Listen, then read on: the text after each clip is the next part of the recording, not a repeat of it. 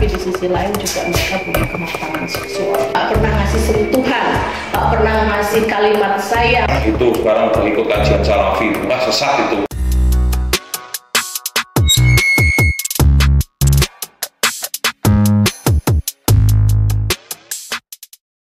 Bismillahirrahmanirrahim. Assalamualaikum warahmatullahi wabarakatuh. Waalaikumsalam.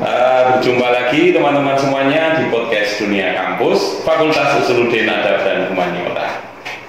Hari ini kita kedatangan sosok yang luar biasa, yaitu Bu Eka Widyasari, Magister Psikologi, psikolog ya, Bu Eka ya. Betul. Bagaimana kabar Bu Eka? Alhamdulillah. Alhamdulillah. Keluarga sehat juga? Sehat. Alhamdulillah. Keluarga Anda gimana? Oh, alhamdulillah saya juga, alhamdulillah Ibu. Ya untuk hari ini karena beliau sudah datang, terus kemudian sudah ketahuan lah tadi backgroundnya seperti apa teman-teman. Saya pribadi Nur Rohim sebagai pemilik podcast ini untuk sementara ya teman-teman ya. Hari ini kita akan memperbincangkan berkenaan tentang masih seperti podcast sebelumnya ya. Agak sama dengan podcast sebelumnya, yaitu di dunia kampus serta pergaulan bebas yang ada di dalamnya. Kalau untuk tema yang lebih terperinci mungkin nanti kita minta kepada Bu Eka Widyasari untuk bisa menjelaskan tentang jenis-jenis mahasiswa yang memiliki kerentanan terpapar tadi pergaulan bebas di dunia kampus.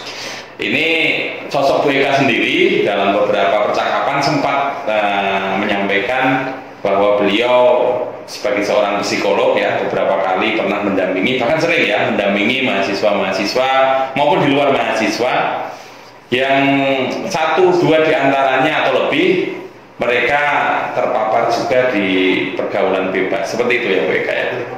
Ya langsung saja kepada Bu Eka, bagaimana pengalamannya mendampingi. Untuk pertama itu dulu, nanti tentang berkenaan tentang yang rentan terpapar di dunia kampus itu nanti bisa dijelaskan setelahnya. Monggo Bu Eka, silakan. Iya, terima kasih Pak Rohim.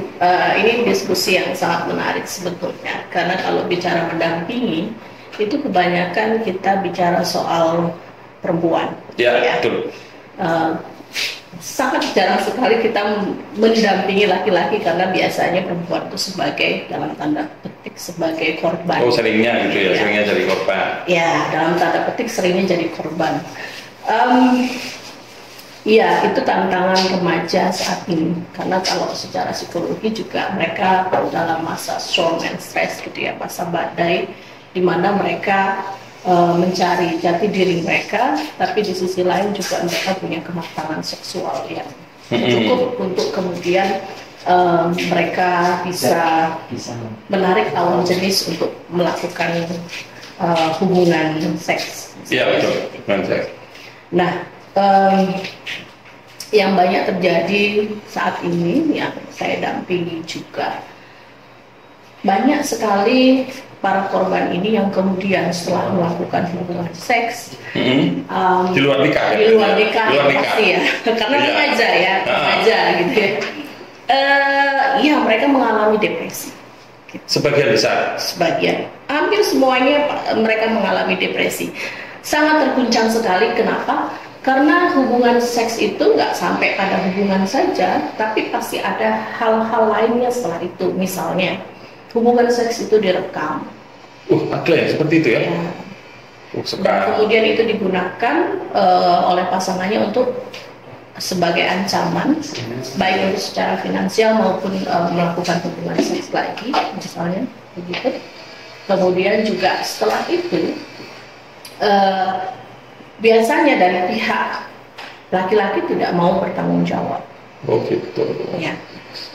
Ada banyak hal, bahkan apakah mereka kemudian hamil atau tidak, itu juga merupakan suatu hal yang sangat menakutkan buat mereka gitu ya. Ini mahasiswa ya Kak ya?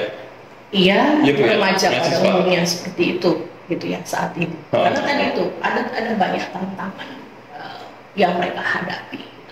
Nah itu tadi. Efek setelah melakukan hubungan seks itulah kayak snowball ya, kayak bola salju. Efeknya semakin lama semakin besar. Nah, ketika mereka tahu bahwa mereka ditinggalkan oleh pasangannya, itu yang semakin membuat mereka semakin sakit hati. Ya, ya. Ya, apalagi kemudian pasangannya punya pasangan yang lain dan hidup bahagia, Waduh. gitu ya, hidup bahagia versi mereka, sementara mereka harus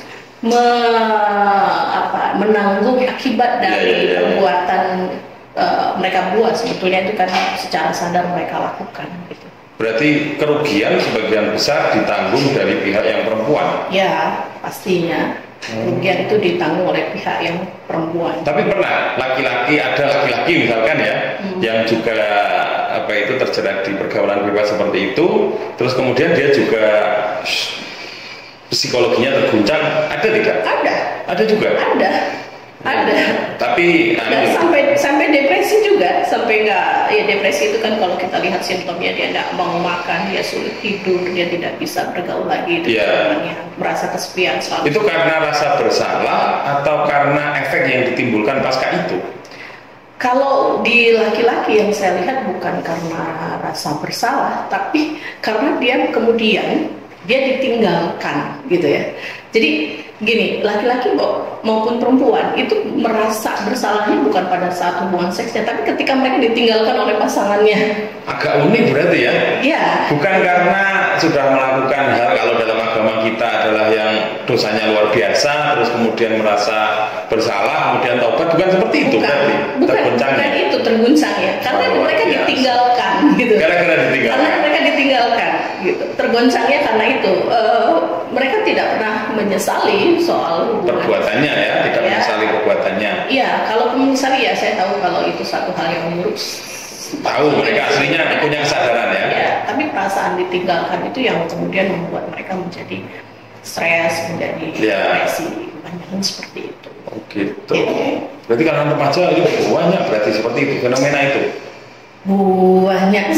Banyak sekali, apalagi ya kalau kita lihat setelah periode pandemi atau saat periode pandemi itu luar biasa meningkatnya. Pasca periode pandemi? Iya, periode pandemi kemudian pasca itu banyak sekali, karena ya pada saat periode pandemi kan kita banyak menggunakan gadget kita. Ya, digital ya, dunia kita berubah ke digital gitu. Iya, untuk menghabiskan waktu luang kita kan gitu ya. Apalagi remaja, mereka disuguhi oleh gadget gitu ya, yang di dalamnya ada banyak sekali bahasanya itu kan narkolema ya, narkoba lewat mata. Oh iya. Narkoba, narkoba lewat mata, benar. Iya, mereka jadi adiksi yang awalnya kan kita sering banget ya, bahkan kita ketika mencari berita misalnya ada banyak sekali tampilan seks seperti itu, meskipun kita nggak nyari itu kita disuguhi gitu ya. 1-2 kali mungkin kita bisa kontrol itu, tapi kemudian 5-10 kali kita sudah terbiasa akhirnya ya. Terbiasa dengan itu, dan kemudian melihat terus lama-lama bosen. Kalau sudah bosen ngapain ya, pengennya melakukan lebih dari itu ya. Dari itu terus begitu kan. Bahkan kalau yang seperti ini, kenapa mereka ditinggalkan? Karena ketika mereka sudah melakukan dengan satu orang ini berkali-kali kan mereka bosan, mereka cari lagi yang pasangan yang lain supaya punya challenge yang berbeda ya antara satu dengan yang lain. Kaula muda berarti memang ya, jadi memang menyukai tantangan kan ini kan, termasuk tantangan di bidang itu ini. Ya sayangnya tantangannya bukan tantangan ke hal yang baik, malah justru ke tantangan ke hal yang agak melenceng seperti ini ya. Karena memang sebetulnya seks, makan itu kan kebutuhan primitifnya manusia. Kebutuhan primitifnya makhluk hidup ya, termasuk hewan gitu. Jadi kalau kemudian itu menjadi tantangan saat ini, ya memang itulah adanya tantangan di zaman ini. Tadi soal gadget yang kita nggak bisa. Oke. Nah, untuk remaja-remaja tersebut biasanya yang rentan terpapar, seperti tadi tema kita ya, yang rentan terpapar untuk sedikit lagi bisa masuk di dunia seperti itu yang seperti apa menurut Bu Eka? Selalu yang saya dampingi dan saya temui itu adalah satu, secara kepribadian mereka sangat rentan. Kenapa mereka rentan? Karena pola asuh orang tua yang sangat buruk. Biasanya mereka adalah orang-orang yang ditinggalkan sama orang tua. Apakah ditinggalkan secara psikologis atau memang ditinggalkan secara fisik gitu. Berarti artinya ini kurang kasih sayang gitu bahasanya. Yes. Berarti dari orang tua. Ya, selama ini kayak di surat kabar majalah kurang kasih sayang orang tua gitu ya. Iya, bapak ibu ada tapi nggak pernah memperhatikan mereka, nggak pernah ngasih rasa sayang, nggak pernah ngasih sentuhan, nggak pernah ngasih kalimat sayang, nggak pernah ngasih perhatian, nggak pernah ngasih reward gitu ya. Ya mereka cari dong setelah remaja, karena mereka punya kemampuan untuk mencari cinta di luar gitu ya, atau mereka punya kemampuan untuk memenuhi tangki cinta mereka yang kosong selama perkembangan hidup mereka kan gitu, atau mereka benar-benar saya melihat di wilayah Jawa Tengah ini tuh benar-benar yang memang mereka itu tinggal sama nenek misalnya. Secara fisik orang tua memang benar-benar nggak ada. Gitu ya. Dititipkan, bapaknya nggak tahu kemana, ibunya keluar negeri misalnya. Ya biasanya kerja lah alasannya, seringnya alasannya ya, kerja. Alasannya kerja dan 24 jam mereka tinggal sama orang lain gitu ya. Sehingga ya mereka nggak dapat, karena sentuhan orang tua itu pasti akan berbeda dengan sentuhan orang tua. Berarti ada ruang kosong yang itu perlu mereka itu untuk mengisi itu gitu. Ya. Akhirnya mencarinya ke orang lain yang dia sendiri sebenarnya tidak tahu orang lain tersebut itu safe atau tidak gitu ya, berarti ya. Iya. Ya kalau pas ketemu orang yang safe bisa sama-sama saling menjaga ya, tapi kalau ketemunya tapi ya meskipun ketemu dengan orang yang safe juga nggak ada jaminan juga memang ya kalau ketemu orang lain selain keluarga. Bahkan dalam beberapa kasus malah kadang keluarga pertama yang ini malah ya sudah kurang kasih sayang, malah kadang orang tuanya broken, terus kemudian ada orang tua sambung, nanti terus kemudian orang tua sambungnya berbeda perlakuan, malah ada sampai yang dilecehkan dan sebagainya kan itu ya. Iya. Jadi yang pertama kategorinya itu yang rentan ya, karena memang makanya kemarin ada istilah fatherless generation itu ya. Iya betul, dan kita tuh iya saat ini tuh punya banyak remaja yang fatherless, bahkan mungkin sekarang motherless gitu, nggak cuma berarti dua-duanya ya? Dua-duanya gitu. Fatherless, motherless. Jadi lebih parah sebetulnya. Oh iya. Itu secara apa namanya kepribadian ya. Nah ini sekalian aja untuk yang kategori pertama ini untuk ngisi ruang itu agar tidak lari ke hal-hal yang negatif, untuk mencari sosok yang tadi tahu pas atau tidak, itu penanganannya seperti apa bagi mereka sendiri biar mereka bisa terhindar agar tidak masuk ke dalam dunia tersebut, itu seperti apa? Ya yang seperti saya pernah sampaikan di flyer gitu ya. Pertama kenal dulu bahwa memang saya itu orang yang punya kekurangan rasa cinta. Yang kedua sadar, oh iya ini terjadi sama saya. Yang ketiga itu terima, ini kondisi yang saya nggak bisa rubah gitu. Perkembangan ini kan sudah berjalan ya, sudah dilewati, diterima, untuk itu nggak bisa kita rubah. Berarti berdamai dengan diri sendiri gitu. Iya, tapi berdamai dengan diri sendiri itu kan satu fase yang sangat luar biasa. Dan yang keempat adalah melepaskan itu semua gitu ya, melepaskan mulai hal baru gitu. Iya. Tapi 4 hal ini memang ini bukan perjalanan yang mudah ini ya, perjalanan yang sangat luar biasa. Kalau kita mau kemudian lebih lebih gampangnya saja gitu, setelah kita kenal, kita sadar gitu ya, kita coba untuk remaja, coba untuk mencari circle-circle yang memang positif. Karena memang kalau kita lihat sebabnya kenapa? Sebabnya itu kalau kita lihat di jurnal itu sebab terbesarnya itu adalah pergaulan, lingkungan remaja, circle remajanya, pertemanannya gitulah ya. Gitu. Jadi, cari lingkungan yang positif atau membangun lingkungan positif sehingga mereka bisa bercerita satu sama lain dengan lebih aman, lebih nyaman. Gitu. Oh iya. Gitu. Harusnya berarti yang terkait sendiri atau personal sendiri itu dia harus milih-milih benar cari circle-nya ya. Cuma kalau dari penglihatan sekarang cari circle seperti itu sangat susah loh, Bu. Ya, memang betul sangat sulit sekali. Tapi inilah fungsinya lembaga pendidikan untuk membantu harusnya itu ya. dengan circle yang bagus. Kita mungkin itu jadi tugas kita ya untuk menumbuhkan orang-orang yang punya compassion, punya rasa cinta, punya rasa empati, punya rasa sayang, sehingga mereka bisa membangun. Oke lah, nggak ada circle-nya ya, mereka mulai membangun antara satu orang dan orang yang lainnya, kemudian bisa saling mendengarkan aja. Sebetulnya kan kita tuh sudah jarang ngopi-ngopi di luar sambil ngobrol gitu ya. Kita membangun suasana itu gitu. Untuk apa? Untuk melepaskan hal-hal yang nggak nyaman itu gitu. Berarti jangan takut untuk let go kepada yang kita anggap circle-nya itu buruk ya.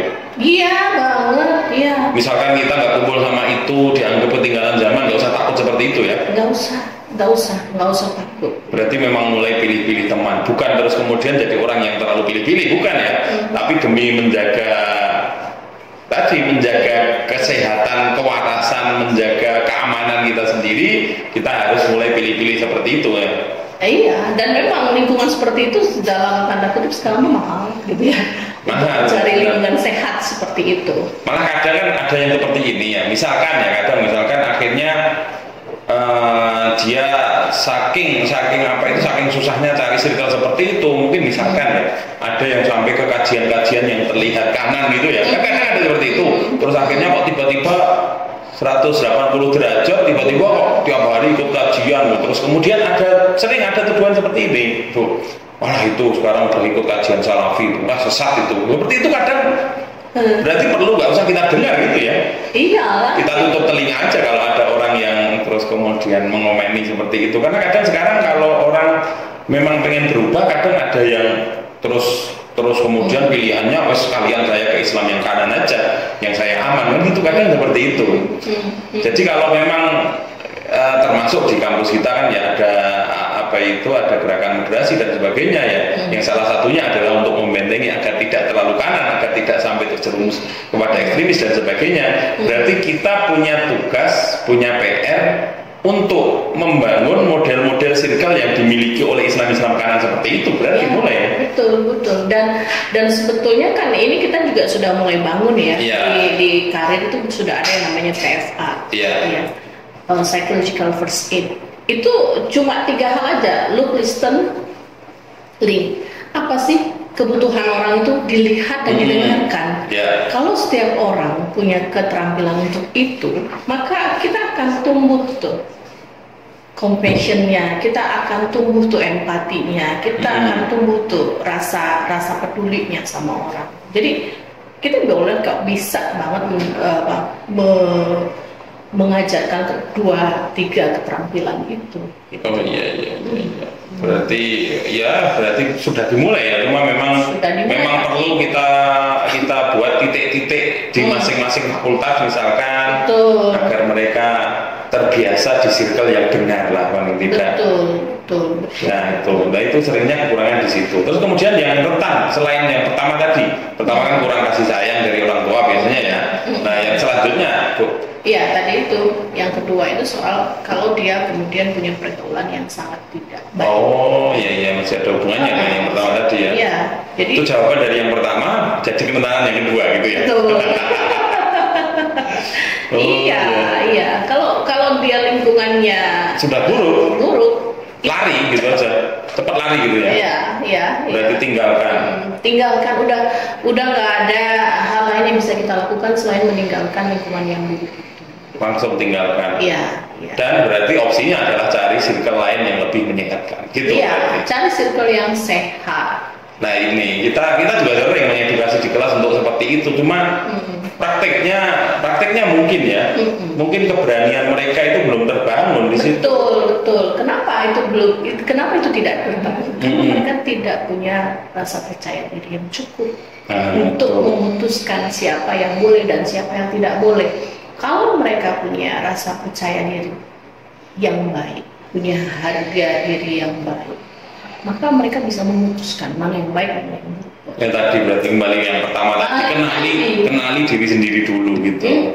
Kenali diri sendiri, kekurangan saya apa, kelebihan apa saya apa, kekurangan tutupi dengan kelebihan, cari circle lebih baik, kembangkan diri. Harusnya memang seperti itu ya semuanya ya. Iya. Cuman kan gitu tadi, kita bisa menyampaikan ke mahasiswa. Cuma kan mahasiswa itu kadang bingung gimana caranya, gitu kan.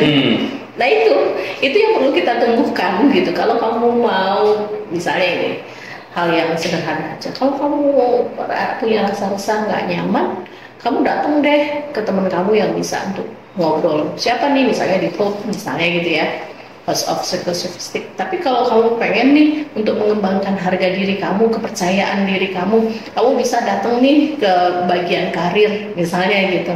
Nah, kalau kita memberikan wadah-wadah itu, maka mereka nggak akan bingung toh mereka mau kemana. Iya, nah kalau mereka sudah asesmen diri sendiri, identifikasi diri sendiri, oh aku kurang ini terus aku mau kemana gitu kan. Bingung. Itu kan yang terjadi. Kadang cari circle juga kan susah makanya. Iya, dan mereka biasanya dia cari sendiri yang pada akhirnya circle-nya salah. Kemungkinan salah, ada masih kemungkinan salah gitu ya. Sangat besar gitu kemungkinan salahnya. Ya berarti ya bangun kesadaran diri, cari circle yang baik ya. Terus kemudian kalau di kampus kita, kampus PTKIN, berarti keilmuan keagamaan yang sudah diserap praktikkan dengan baik dan benar, gitu saja aslinya. Itu kan dibangun ketika sadar, oh bahwa saya harus sholat, kenapa saya harus sholat, kenapa saya dilarang zina, kenapa saya harus mencari orang-orang yang ya kayak hadis Nabi kan ya, kayak hadis Nabi, kalau kamu mau jadi hadis Nabi kan mengatakan seperti ini, kalau kamu berteman dengan pandai besi, ya siap-siap kamu kena api kan gitu. Kalau kamu bertemannya dengan orang yang jualan minyak wangi, kamu pasti akan kena wanginya juga. Nah itu maksudnya. Dan yang paling penting Mas, saya melihat dari semua kasus yang saya tangani itu, tidak ada perempuan tidak ada perempuan yang mau melakukan hubungan seksual nikah kalau kemudian dia punya cinta yang cukup dari keluarganya. Berarti aslinya tidak ada yang mau sama sekali. Iya, karena kalau saya balik lagi bahasanya, semua kasus yang terjadi itu karena lack of love, kurangnya cinta dari orang tuanya sehingga mereka rentan untuk melakukan. Ya, kesimpulannya untuk para orang tua, please penuhi tangki cinta anakmu.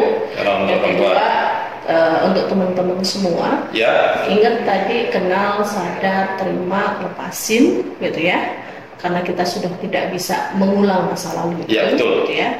Kemudian yuk kita bangun bareng-bareng circle yang kemudian bisa memberikan rasa cinta ke teman-teman, sehingga bisa membangun kepercayaan diri, membangun kontrol diri, membangun kita bisa memaksimalkan dan mengoptimalkan kemampuan kita. Oke.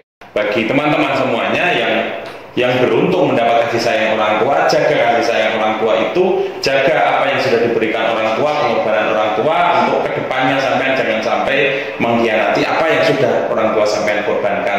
Bagi teman-teman yang ternyata, ya mohon maaf ya, kasih sayang dari orang tuanya kurang atau bahkan tidak mendapat kasih sayang sama sekali, tetap harus semangat. Terus kemudian seperti tadi yang dipesankan oleh Bu Eka Widyasari ya, kenali diri, terus kemudian dari kenali diri tersebut bangun kesadaran diri, dan terus kemudian cari circle yang lebih baik sehingga nanti ke depannya masa depanmu itu tidak hancur. Itu pesan kita.